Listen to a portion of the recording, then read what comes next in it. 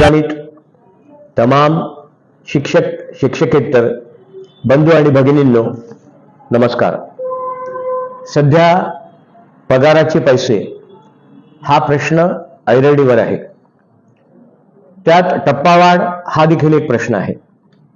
मी यापूर्वीच सांगितलं की टप्पावाढ देता येत नाही, मग पगाराच्या पैशाचं काय? मला शेकडो फोन येतात। कोणी सांगतं जास्तीचे पैसे मिळवून द्या, असे जास्तीचे पैसे मिळत नसतात। मी तुम्हाला जी माहिती देतो ती अतिशय वस्तुस्थितीला आधारित देतो, आकडेवारी सहित देतो।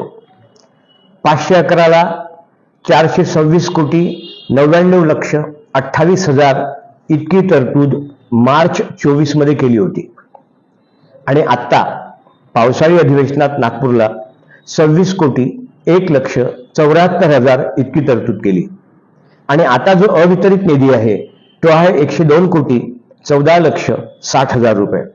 म्हणजे आपल्याकडे नोव्हेंबर, डिसेंबर, जानेवारी, फेब्रुवारी या 4 महिन्याकरता 511 ला 102 कोटी 14,60,000 रुपये शिल्लक आहे। एवढ्यात फक्त आणि फक्त पगार होतो। 32 एक्सेस ला तरतूद होती 270 कोटी 64,88,000 आणि आता तरतूद केली आहे 95 कोटी 53,12,000। 100% खर्च झाल्यामुळे आता शिल्लक आहे 95 कोटी 53,12,000। एवढ्या पैशात फक्त 4 महिन्याचे पगार भागतात।